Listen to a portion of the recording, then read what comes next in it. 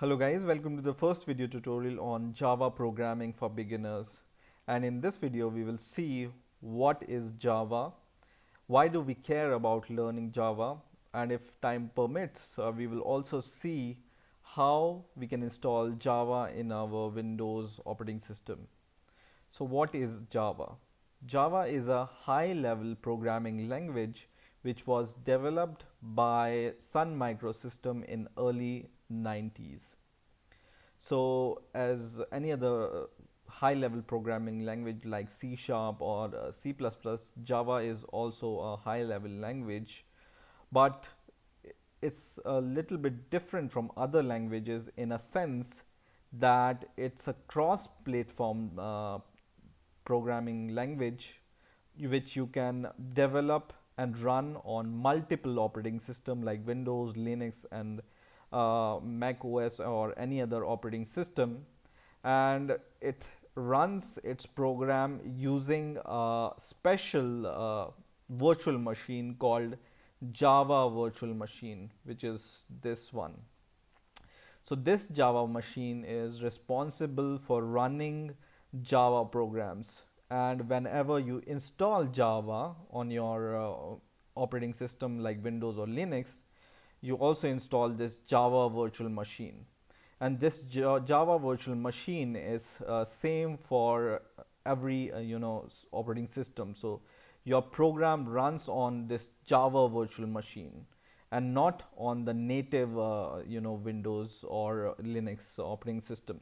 So this Java virtual machine is same for every operating system. That's why it runs on every operating system which Java supports, right? So if you compile a Java program on Windows, you can run it on Linux or Mac OS using this Java virtual machine. That's why before developing Java, we need to install Java, JDK, and JRE on our operating system. Okay, and Java is a object-oriented programming language. So we will see what object-oriented programming is and what are the features of object-oriented programming. But yeah, it's object-oriented programming, and I will teach you more about the programming, we will see what is this. So now, first of all, we need to install Java on our system, and it may be possible that Java is already installed on your system, or it may be possible that you have never installed Java on your system. So how to check whether Java is installed on your system? It's easy. So you just need to, if you are on Windows 8, you just need to right click your start menu button and open command prompt from here.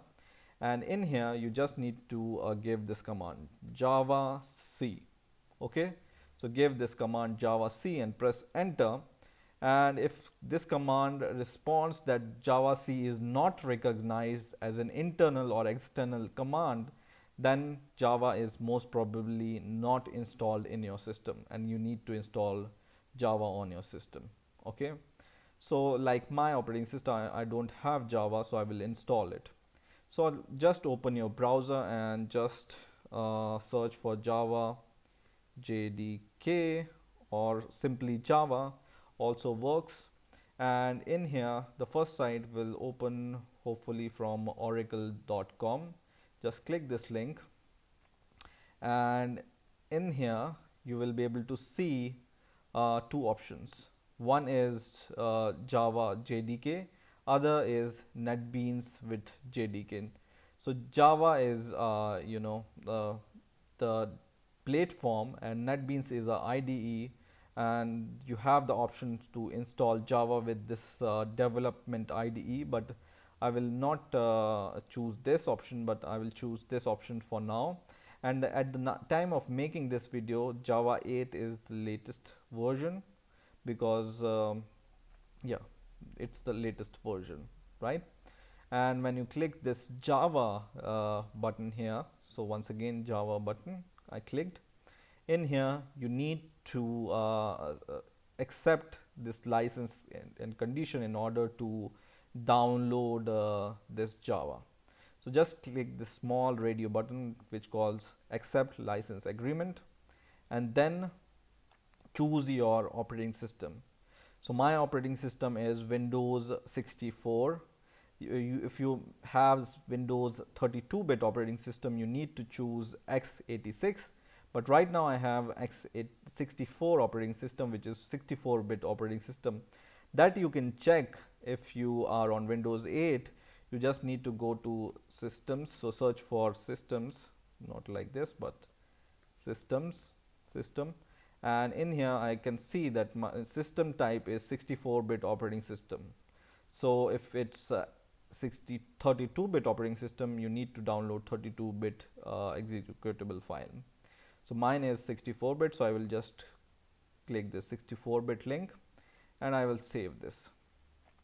So it will take some time to download this Java executable. So once this will be downloaded, we will be ready to execute this executable and install Java. So my download is complete now, so I will run this executable file and I will minimize all the other things. And this installation is really straightforward, so you just need to click next and it will check the status and all, and then it will start installing Java on your system, and it's really straightforward, so you don't need to worry about anything while you are installing Java. And while installing, it will ask you the destination folder wherever you want to install Java on your system and JRE on your system. JRE stands for Java Runtime Environment and JDK stands for Java Development Kit. So these are the two things which will be installed by this installer. So I will generally leave them as default and I will click next and then wait for the installation to complete. So now Java is successfully installed in our system. You will be able to see this message, and then I will close this. And once you install Java, you can check it while going to the C folder of your computer and then go to program files, and in here you will be able to see this Java folder. And in here you will be able to see two folders. One is JDK folder and the other is JRE folder. Okay, so JDK I already told you is Java Development Kit and JRE is Java Runtime Environment, right? So I will change the name of these JDK and JRE to make them short and really easy to understand. So I will rename my JDK folder as JDK8. Okay, so it's just JDK8, and I will rename my JRE folder as JRE8 because the version of this Java is Java 8. Okay, and here I can just make them view as large icon so you can see, or extra large, so you can see that I have named this as JDK8 and JRE8 folders, right? So once you have done that, you need to set your environment variable so that whenever you run your Java program, it will recognize these JDK and JRE and then you will be able to compile your programs, right? So for that, for setting your environment variable, what you need to do is you just need to go to your systems. So go to search and search for system once again. If you are on Windows 7 or Windows XP, you also need to search for system in control panel, and then go to advanced settings, and in here go to environment variables. Okay, and in environment variable, in system variable, here you will be able to find a variable called path. You just need to click or double click this path or add it, or click this added button, and in here you will be able to see variable name is equal to path, and the variable values, there will be already some values in here, and you need to add some more value here, which is the JDK. So go to once again program file and Java folder wherever you have installed it, and then go to JDK8, which is the folder we renamed, and in here inside this JDK8 go to bin folder, and this destination, which is C program file java slash JDK8 slash bin, you just need to copy this path from here, and then in your variable value just give a semicolon and paste your path, which is the same path you have copied from here, right? Once again go to your Java folder once again, and then this time go to JRE, okay, and in here also you will be able to find a binary folder or bin folder, and then copy the path from here, and then give semicolon to your variable value, whatever value is present already here, and paste this path also, okay. So you need to give this C program file slash java slash JRE8 slash bin folder, and C program file slash java slash JDK8 slash bin folder path here in environment variable.